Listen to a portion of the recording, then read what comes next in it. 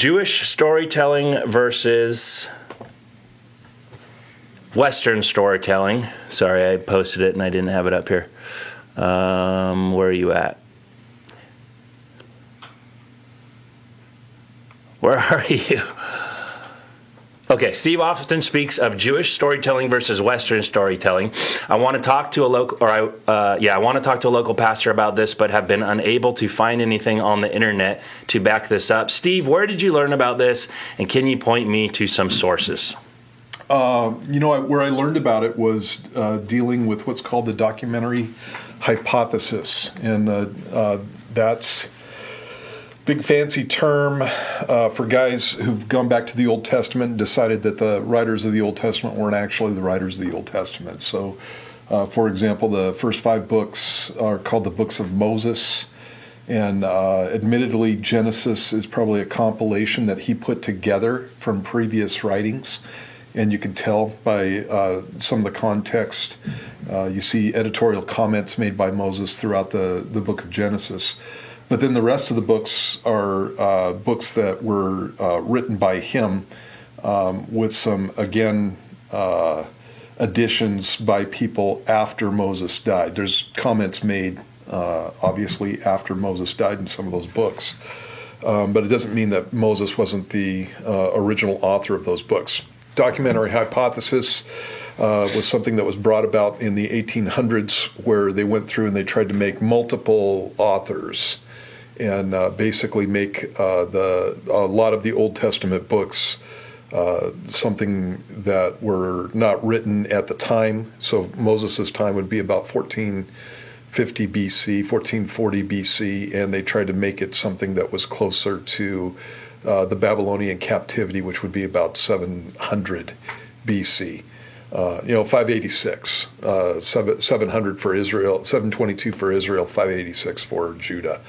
And so right around that period of time. So what they did was they went through and they made up authors. And so there would be the Elohist, there would be the Yahwehist, and there would be the priestly author, and so on, Deuteronomic author, and basically what they did was they took through and almost just by one of the things with this theory is that nobody agrees on which documents, which portions of the Old Testament were actually written by these different authors. And in any case, it's this big old radical thing. It was refuted when it first came out, but it is the basic teaching on where the Old Testament came from in liberal seminaries.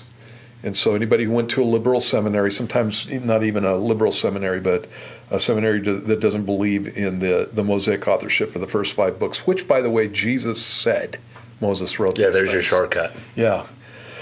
And so if they're right, then Jesus is wrong. And so, that's always problematic. In any case, Genesis 1 and Genesis 2 were supposedly written by 2 different authors.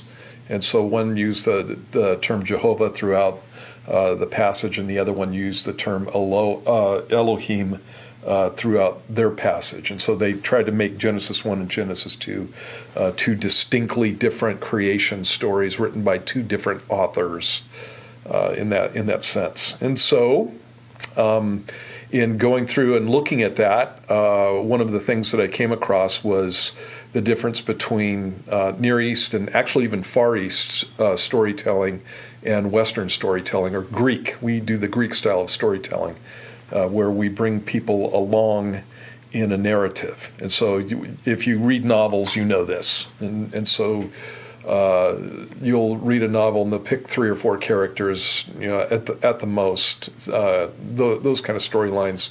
And maybe chapter 1 will be about one guy, chapter 2 is about another guy, chapter 3 is about another guy, and then we go back to the first guy when you get to chapter 4, and you bring him along in the narrative.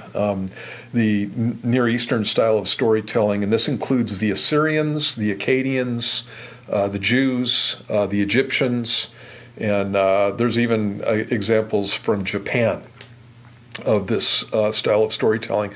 What they do is they give an overview of the story that they're going to tell, and then afterwards they'll come in and they'll kind of zero in on subject matter.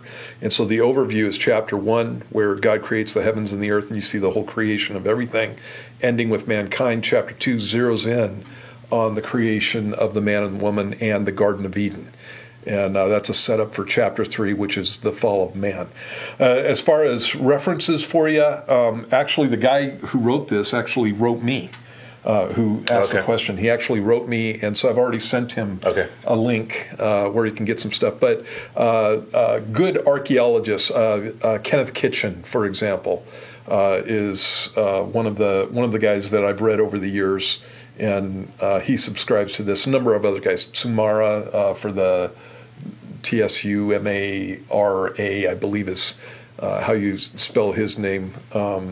Had a book that was dealing with the Japanese style of storytelling. But this is something that's in the literature. I'm surprised you couldn't find it online because almost I was able to find a few.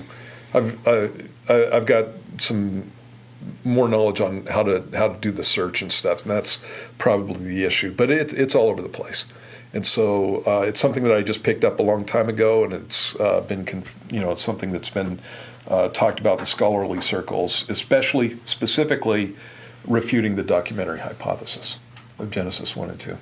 And the reason this is important is because you have Genesis, which everyone picks on the creation story, but the way the Jews tell stories has to do with how that's interpreted. Right. Also in the book of Revelation, when you're looking at the bowl judgments and the trumpets and all that stuff, when you understand maybe how a Jew would read it, it starts to have a different flow, I guess. Yeah, it's specifically, I use that all the time in the book of Revelation. There's different ways of coming at the book of Revelation. One is chronologically, in the sense that one event follows another event all the way through the book, and that's problematic because you have the destruction of Babylon before you have the destruction of Babylon, in the book of Genesis or in the book of Revelation, and you have some other issues where the mountains and the islands all fall down 3 different times in the book of Revelation. Well, you can't have that. Right. It can only happen once.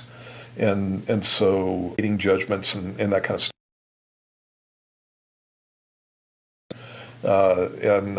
Talking about different issues that come up during that time.